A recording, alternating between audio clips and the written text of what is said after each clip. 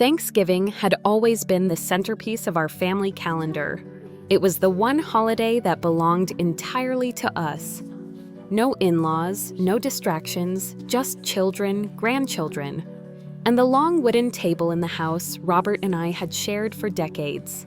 That's why 3 weeks ago, when my daughter Laura stood up during dinner and declared, "We've decided to cut you out of this family," it felt like the air had been knocked out of me.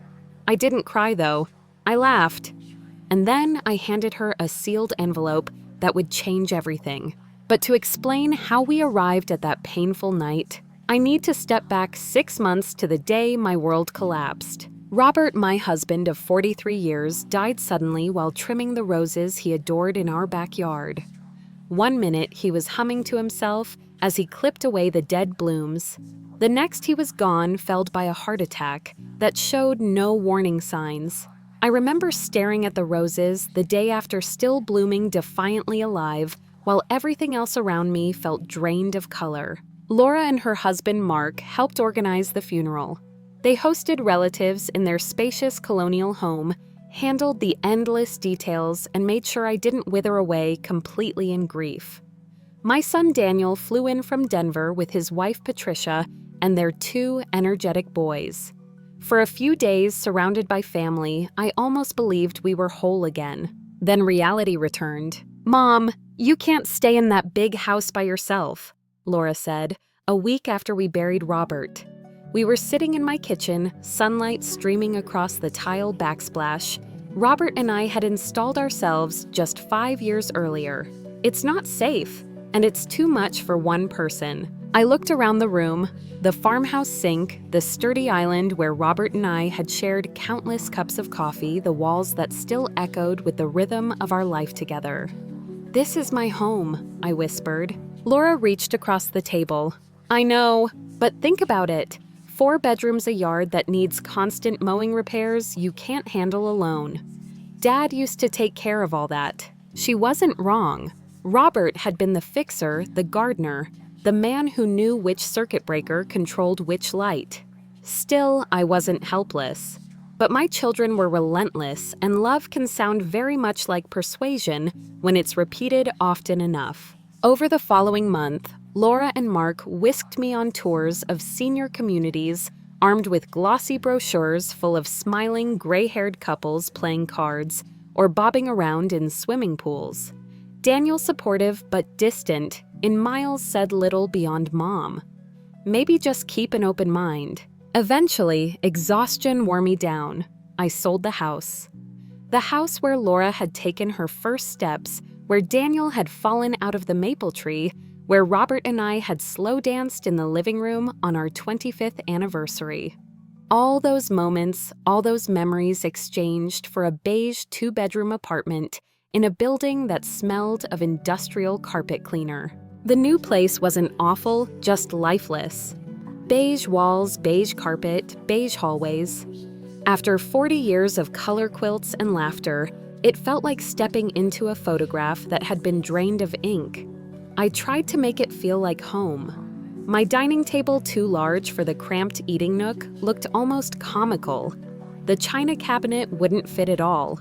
Mark suggested storing it in his basement. "You can visit it any time," he said, as if my dishes were prisoners awaiting parole. The first month was the hardest. I would wake reaching for Robert only to remember he was gone, and then feel the second blow that the house we'd built our life in was gone too. Grief doubled upon grief, but I wasn't someone who lingered in despair. Robert used to joke that I could find a silver lining in a hurricane, so I pushed myself. I joined the residents' book club, endured a few rounds of water aerobics, even attended mixers where widows and widowers balanced awkward smiles over supermarket sheet cakes. I learned the names of neighbors who had lived there for years, though their stories blurred together in the way small talk often does. Still, loneliness has a way of seeping through cracks no matter how much you try to seal them. Each night, I returned to my beige apartment, sat at my too large dining table, and felt the quiet pressing in. Without Robert, without the comfort of my old home, I was more vulnerable than I realized. Vulnerable to sadness, yes, but also though I didn't yet know it, vulnerable to the kind of betrayal that comes not from strangers, but from the very people you raise and love. At that point, I believed my children only wanted the best for me.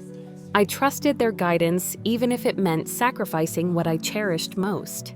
What I couldn't see then was that the same vulnerability that led me to give up my house would soon lead me into a far more dangerous surrender, one that would threaten not just my memories, but the financial foundation of the life Robert and I had built together. And that is how the story truly begins.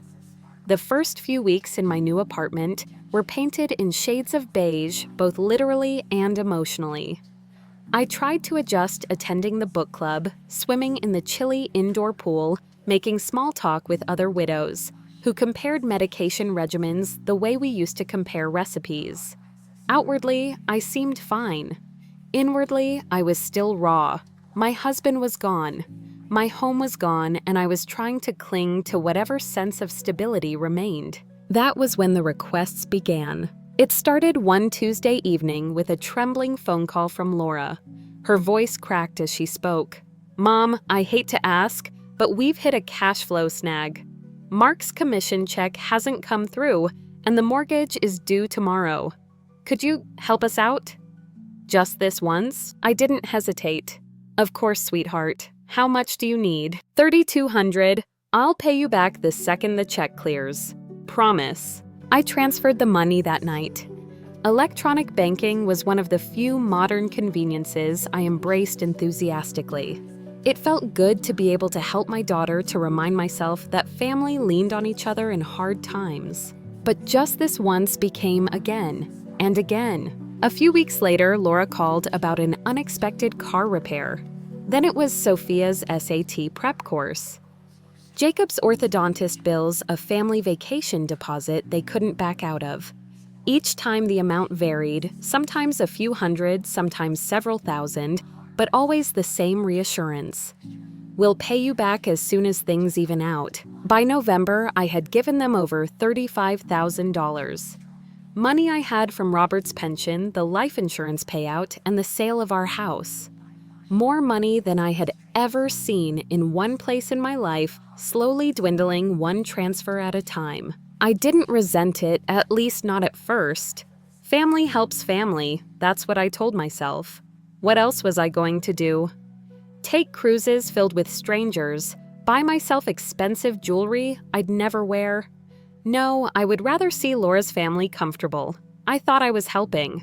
Then one evening, I stumbled across the truth entirely by accident. Sophia had been showing me photos from her homecoming dance on my iPad. After she left, I noticed she had forgotten to log out of her Instagram account. I only meant to close the app, but a post from Mark caught my eye. He and Laura were at an upscale restaurant, champagne glasses raised smiles as wide as the plates in front of them. The caption read, "Celebrating another record quarter, work hard, reward yourself." #blessed, #living or best life. I froze.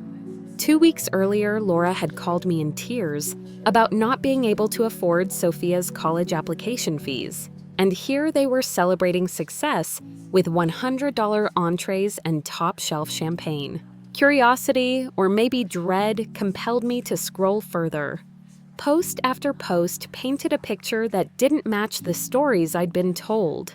A weekend getaway at what was clearly a luxury spa. A small car upgrade that turned out to be a brand new BMW parked in their driveway. Designer handbags, expensive wine tastings, golf outings. All while I wrote checks for their mortgage. My coffee went cold on the table as I scrolled through weeks of images. I felt a sickness in the pit of my stomach, the kind that comes when the world tilts sideways and you realize you've been living in someone else's illusion. That night, I couldn't sleep. I lay in bed thinking about Robert, how he had worked double shifts at the plant so we could pay off our mortgage early, how he had driven the same dented sedan for 20 years, patching it up again and again rather than spending money we didn't have, how we had dreamed of retirement trips we never took because he died 6 months after hanging up his work boots. And now the money he had left behind, The money we had earned through sweat and sacrifice was being funneled into luxury vacations and Instagram-worthy dinners. The next morning, I called Laura. I kept my voice casual. "Hi, honey. How are things going?" "Oh, you know." She sighed dramatically. "Same old struggles. Mark's commission check is late again, and we're behind on Sophia's car insurance." "Interesting," I said lightly, because I saw on Instagram that Mark just celebrated closing his biggest deal of the quarter. Silence. A beat too long. Then, "That's terrible, Mom.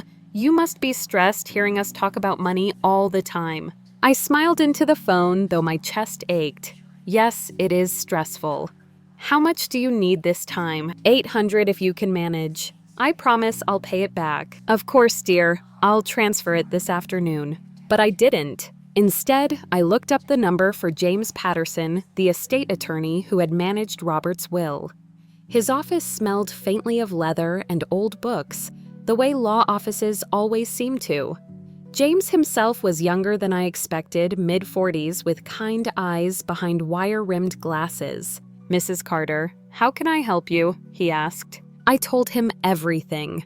The house I had sold, the transfers I had made, the Instagram posts that revealed the truth. As I spoke, I watched his professional expression harden into outrage. "Mrs. Carter, what your daughter and son-in-law are doing is called elder financial abuse. They are exploiting your trust and love to fund their lifestyle." "They're my family," I whispered. "Family helps family in times of genuine need," James replied firmly. "Not to bankroll vacations and new cars while lying to you about overdue bills. You've given them over $35,000 in 4 months. That isn't help. That's exploitation." The word stung. Exploitation. I thought about all the values I had tried to instill in Laura. Honesty, integrity, hard work. Had I failed as a mother? "What can I do?" I asked quietly. James leaned back in his chair. "First, we document everything: bank statements, text messages, social media posts. Second, we cut off their access to your funds immediately. Third, if you choose, we pursue legal action for the money already taken under false pretenses." The thought of dragging my own daughter into court made my stomach churn. I don't want to see her in jail. That's understandable, but unless you act, this will continue.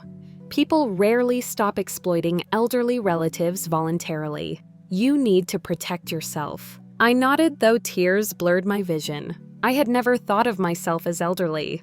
I was still me, Evelyn, who baked pies from scratch and danced in the kitchen with Robert. But here I was being told I had become a target. When I left his office, I felt both devastated and oddly lighter. For the first time in months, I had a plan. That weekend, I cooked a pot roast in my apartment. I set the table with the good china Laura said I couldn't possibly use in such a small space. I poured myself a glass of wine and I began highlighting every transaction on my bank statements. The total came to $37,800. Almost the cost of a small house in the neighborhood where Robert and I had raised our children. I thought of Laura's voice on the phone, so convincing, so smooth with her practiced pleas. And I realized something: she hadn't just been asking for money. She had been testing the boundaries of my love. And I had failed the test, not because I gave, but because I hadn't recognized when giving became enabling. That night, when Laura called again this time about overdue insurance, I simply told her she might want to consider financial counseling. She grew cold, her words sharp. But I didn't back down. For the first time in months, I felt a flicker of strength. I didn't know then that the worst was yet to come. But I did know one thing: I would never again hand over money without asking questions. And that was the beginning of the end of Laura and Mark's deception. By the time the leaves turned brittle and the wind began to sound like paper tearing, I had done more practical work than I'd managed in months. James Patterson called it building firewalls, but to me, it felt like sweeping ashes into neat piles so the next gust wouldn't scatter them again. I moved my deposits to a bank across town, set up new passwords, closed auto transfers I barely remembered authorizing, and placed originals of important documents in a safe deposit box. Each errand was small, a signature here, a phone call there, yet every completion left a trace of steadiness in my spine. What I hadn't prepared for was the silence. Laura didn't call as often. When she did, the brightness in her voice rang like a spoon tapped against a chipped cup, forced delicate, always on the verge of cracking. She would chat about Sophia's practice tests, about Jacob's basketball schedule, about a furnace inspection. Each detail floated by unrelated, then bumped against the same submerged rock. It's been tight lately. I listened and asked the kinds of questions mothers ask when they want their children to be wise without announcing that they suspect folly. One afternoon, I suggested gently that she and Mark try a budgeting program or meet with a counselor from the community center. The air turned cold through the phone. "We don't need a lecture," she said, voice clipped. "We need a little breathing room until Mark's commission stabilizes." "It's been months," I said softly. "It's temporary," she said sharply. After we hung up, I stood at the kitchen counter running a dishcloth over the same square of laminate, as if polish could turn the beige into something warm. Over and over, I told myself, set a boundary hold. The line "don't let guilt buy what truth cannot afford." The call that changed everything came on a Monday night thick with that early darkness. Laura didn't waste time with small talk. "Mom," she began, then paused in a way that told me she was practicing a script. "I have to tell you something, and I need you not to be upset." Those words fall from adult children, like coins that always land on their edge, never heads, never tails, only the thin, balanced dread between. "What is it?" I asked. "Mark's company is restructuring. He might lose his territory.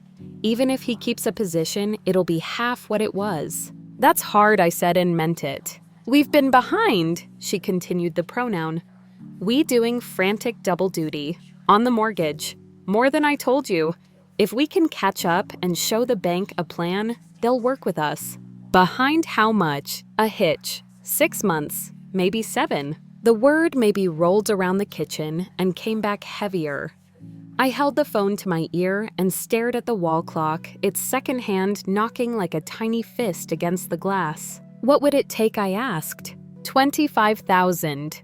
We have 2 weeks before the notice becomes formal. I could hear the freight of her choice not to say foreclosure. I could hear, too, the confidence that I would lift it. They wanted money to rewind consequences. But the reel of time doesn't spool backward just because it's Thanksgiving season and your mother is soft with missing your father. "I need to think," I said. "Mom, there isn't time to think. I need to think." I repeated and hung up before the pleading could get a grip on me. I made tea and didn't drink it. I walked to the balcony and watched the parking lot glisten under the yellow lamps, a damp embroidery of tire tracks stitched across the night. When I came back inside, I dialed James's emergency number. He answered on the second ring, and I told him steadily the part of the story I'd hoped I wouldn't have to tell. "They're already deep into default," he said, after listening. "Asking you for current payments while months behind isn't merely irresponsible, it's deception to induce transfers. If you were a stranger, we'd call it fraud and move forward without blinking. But I'm not a stranger," I murmured. "No," he said, not unkindly. "And that's why this hurts more." We talked through scenarios. If I paid, there was no guarantee I wouldn't be trying to plug more holes in a sinking hull. If I refused, they would likely lose the house and the children would have to change schools. He didn't advise which path would make me a better mother. He told me which would make me safer. They were not the same. I slept badly. In the morning, I did 2 things.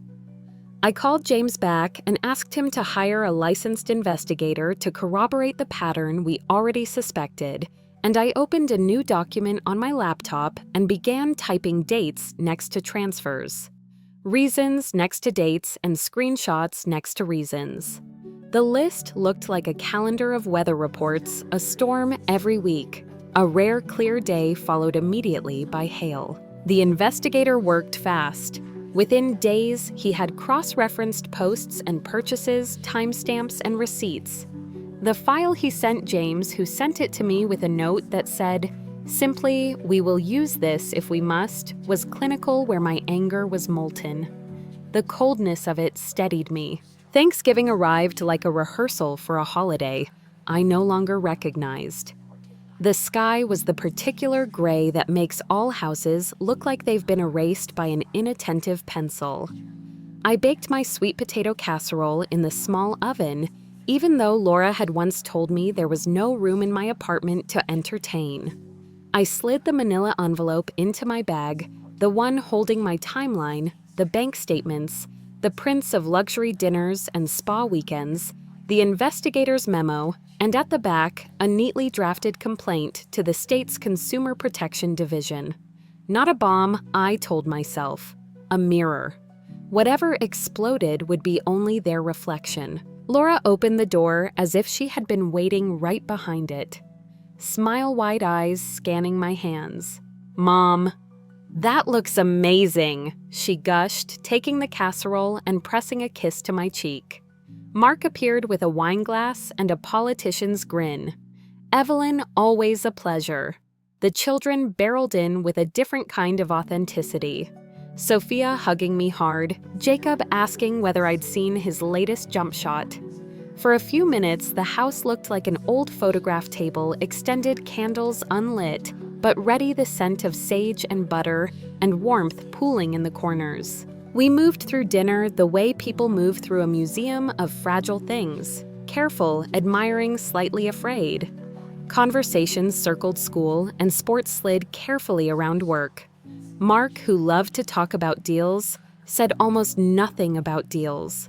Laura complimented the rolls, then my blouse, then the light in the dining room, her gratitude a confetti cannon misfiring at random intervals.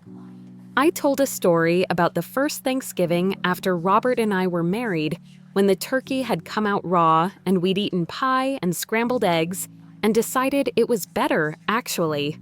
Everyone laughed.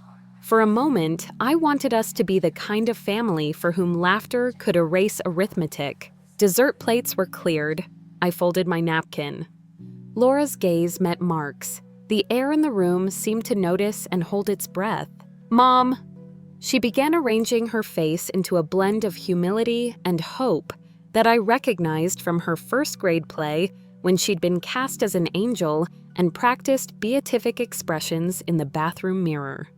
"We wanted to talk to you about the house." I nodded. "Go on." "The bank is willing to work with us if we bring the mortgage current by Monday," Mark said, leaning forward and clasping his hands. "It's a narrow window. This is our last chance to save our home and keep the kids in their schools. So, you're asking me to give you $25,000, I said, not unkindly. Simply naming what hovered between us like steam. Loan, Mark corrected quickly, with interest. I reached into my bag, not for my checkbook, but for the envelope. "I brought something for you," I said, placing it on the table. Laura's mouth softened with relief. She slid the papers out, smiling, then stopped. The smile melted, then the features that had learned to assemble into persuasion fell apart. "What is this?" she whispered. "A record," I said, "of the stories you've told me and the facts you did not." Mark's eyes tracked the pages like a man following his exit route. Sophia looked from her mother to me, the way a child looks between a magician and a hat, desperate to see a rabbit and terrified one might actually appear. Jacob had the stillness of a boy who learns in a single instant that grown-ups can lie without blinking. Mark found his voice first. "This is a misunderstanding," he said. "These are isolated items. You're taking them out of context." I let him speak until the word context lost its shape. "The context," I said finally, "is that while you told me you could not afford Sophia's applications, you bought a new car. While you told me you were late on the mortgage, you posted photos from a spa. While you told me you needed just one more bridge until the next commission, you ordered a champagne flight to celebrate another record quarter." The context is that I believed you because I am your mother." Laura's hands shook. She reached for a defense and picked up a knife instead, sharp, careless. "We've decided to cut you out of this family if you're going to keep policing us." She said the words landing clumsily but dangerously. "We won't be manipulated." Across the table, the children inhaled at once. Mark blanched. I did the strangest thing. I laughed.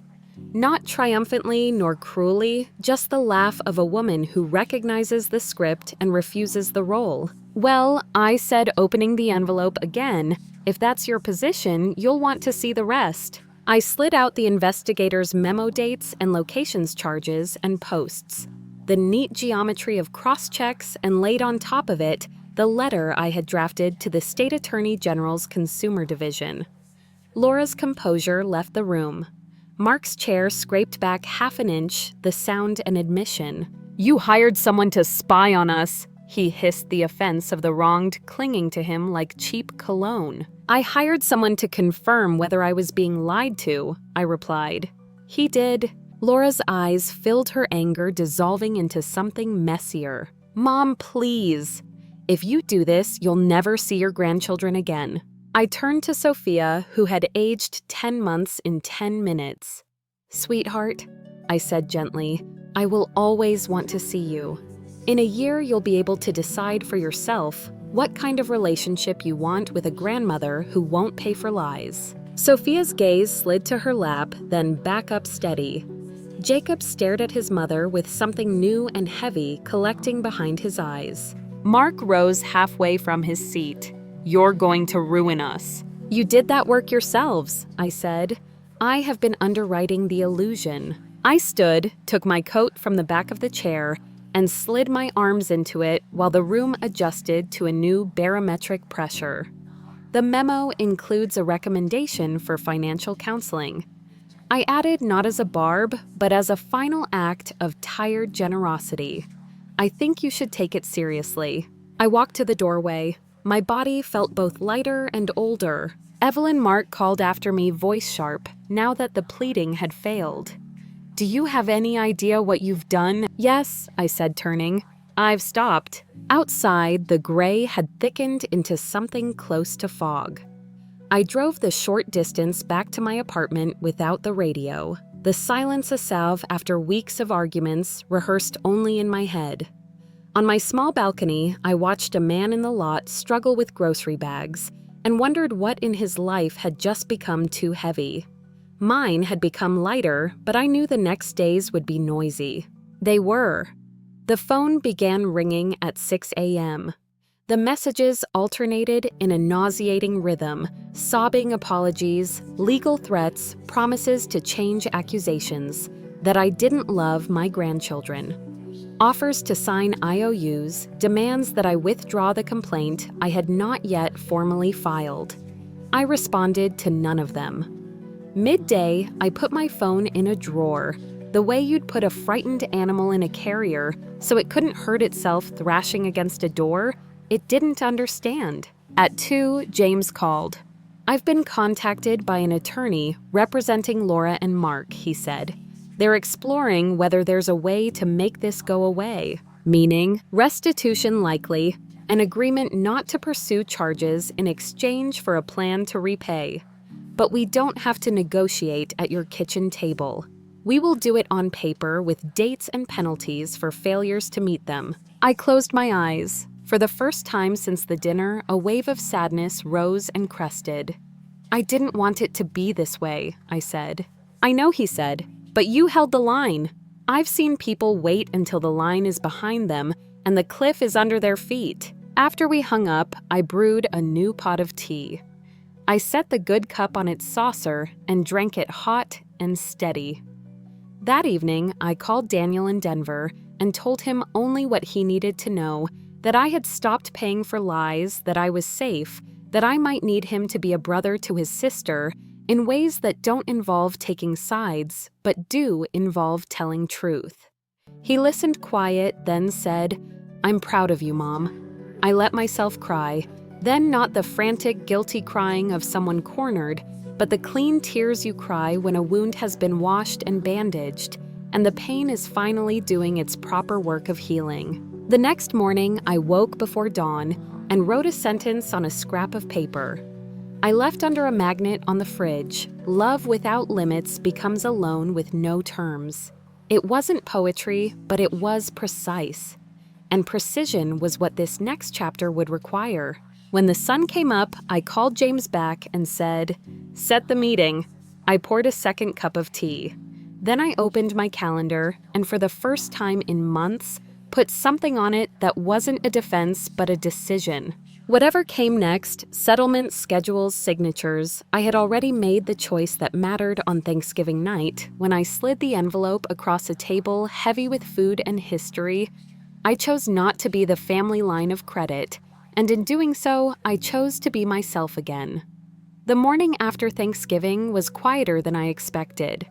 I thought I might feel shaky or consumed by regret, but instead, there was only a stillness that spread across my small apartment like sunlight creeping over a cold floor.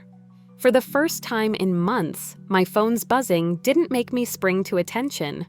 I let it ring and ring tucked away in the drawer of my bedside table as if it belonged to someone else. By noon, the drawer had rattled from the sheer volume of calls. Laura's sobbing voicemails overlapped with Mark's furious threats, each message contradicting the last. "You've destroyed us!" Mark shouted in one while Laura whispered in another. "Please, Mom, think about the children." Their desperation poured through the phone like floodwater, but I did not pick up the receiver. I sat on my balcony, wrapped in a sweater Robert once wore, and breathed in the cold November air as if it were medicine. At 2 p.m, James Patterson called. His voice carried the calm of someone who has weathered countless storms not his own. "Evelyn, their attorney, reached out," he said. "They want to discuss settlement, restitution in exchange for you withdrawing any criminal complaint." I laughed, a sound rusty from disuse. "So they want to pay me back in order to buy silence," essentially, James said. "But we will structure it properly, a repayment plan enforceable. If they default, both civil and criminal avenues reopen." "Good," I said. "Because I have no interest in silence. I'm only interested in truth."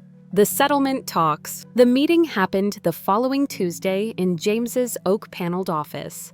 Laura and Mark arrived with a man named Richard Price, an attorney who looked more like a game show host than a counselor of law, gleaming smile-sharp navy suit, eyes darting like a salesman gauging whether I might purchase guilt today. He started quickly.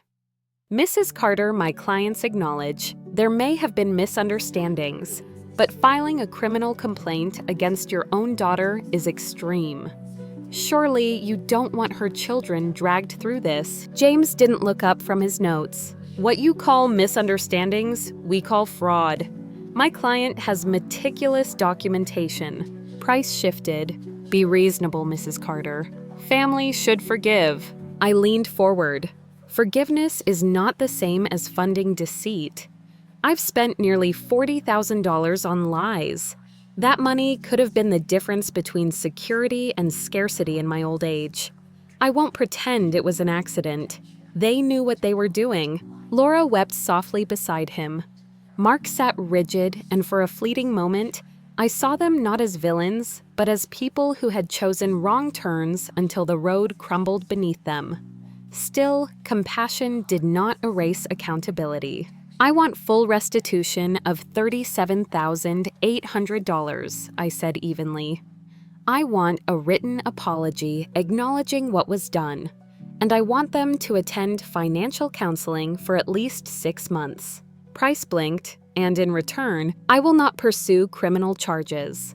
But the civil complaint remains until the debt is repaid." Mark whispered harshly. "We don't have that kind of money." "Then you'll make payments," James interjected. $800 a month. Miss one and everything we've suspended resumes." The room grew heavy. Finally, Price nodded. "We need time to consider." "You have until Friday," I replied. "After that, the complaint proceeds." Laura looked at me, then eyes rimmed red. "Mom." "I'm sorry," she said in a voice scraped raw. "I know you don't believe me, but I am." "I believe you're sorry you were caught," I answered. "Not sorry for what you did." A new chapter in Denver. 6 months later, I found myself 3 blocks from Daniel's house in Denver, unpacking boxes into a sunny apartment that smelled of fresh paint and possibility. Outside my window, the Rocky Mountains stood like guardians, solid and quiet. My dining set, the one too large for the beige apartment, fit perfectly in the new space. I set it up, polished each chair, and placed Robert's photograph in the center as though he had claimed his seat again. Laura and Mark had agreed to the settlement. They lost their house despite everything. The $25,000 I refused to pay would not have saved it. They now lived in a modest rental. True to the contract, they began paying restitution $800 each month, marked in neat increments that James tracked carefully. It would take more than 4 years, but each payment was both a number and a reminder. Boundaries once drawn could hold. Sophia and Jacob adjusted better than I had feared. Sophia, in her junior year, balanced a part-time job with schoolwork, telling me proudly over the phone that she wanted to apply for scholarships. Jacob discovered a passion for basketball and began practicing in a community gym. They were resilient, and I clung to that resilience like a prayer. Daniel's family welcomed me with warmth I hadn't realized I had been starved for. His wife, Patricia, insisted I come over every Sunday for dinner. My grandsons, Marcus and Luke, pulled me into their orbit with easy affection. Marcus begged to learn Robert's chocolate chip cookie recipe, and Luke declared with solemnity that I gave the best hugs in Colorado. In their laughter, I remembered the texture of genuine family life, stripped of pretense or manipulation. Letters and realizations. One afternoon, an envelope arrived addressed in Sophia's tidy handwriting. Inside a letter, she had been accepted to 3 colleges each offering partial scholarships. She wrote, "Thank you, Grandma, for not giving in. I'm learning that earning something is worth more than being handed it. I see now that protecting us sometimes means saying no." Tears stained the page as I read, but they were not tears of regret. They were tears of relief, of hope. She added a detail that surprised me. Laura and Mark had joined Gamblers Anonymous, encouraged by their financial counselor. The delayed commissions that had caused so much drama were not merely delays, but losses from sports betting. The luxury dinners and vacations had been attempts to maintain appearances while their financial ground collapsed beneath them. For the first time, I felt something besides anger. I felt sadness for how much energy had gone into maintaining illusions. But sadness did not bring back money nor erase lies. What it did bring was clarity. Sometimes the most loving act is not rescuing, but refusing. Robert used to say that the hardest part of parenting was knowing when to catch your children and when to let them fall. It had taken me 68 years, but I finally understood. Choosing life again. Denver offered me a life I hadn't dared imagine. I joined a local book club where conversations about novels turned into friendships. I volunteered at the Literacy Center, helping adults learn to read, and found joy in the courage of people who chose to begin again. On a lark, I even tried skiing. I was terrible, but the hot chocolate afterward was divine. Every morning, I walked past the mountains and whispered a quiet thank you. Not because everything was perfect, but because I was living on my own terms. Robert's absence remained a hollow in my days, but no longer a void consuming me. Instead, it was a space where memory could breathe alongside new experiences. Laura rarely contacted me directly. Updates came through Daniel, brief notes that they were working steadily, living within their means. Sophia had started speaking to them again cautiously. Jacob, too. Some bridges could be repaired, others replaced. That was their work to do, not mine. As for me, I lived the retirement Robert and I had dreamed of. Not extravagant, but filled with choice independence and the steady hum of purpose. I was no longer the family's ATM, nor the widow shunted into beige silence. I was Evelyn Carter, whole and watchful, capable of saying yes when it mattered and no when it saved me. And I never again felt guilty for protecting myself, especially not from family. Perhaps especially from family. Thank you so much for listening to today's story. If this story resonated with you or made you reflect, I'd love to hear your thoughts, so feel free to share them in the comments below. And don't forget to like, subscribe, and hit the notification bell so you won't miss the next story. I'll see you next time as we continue exploring more journeys and lessons together.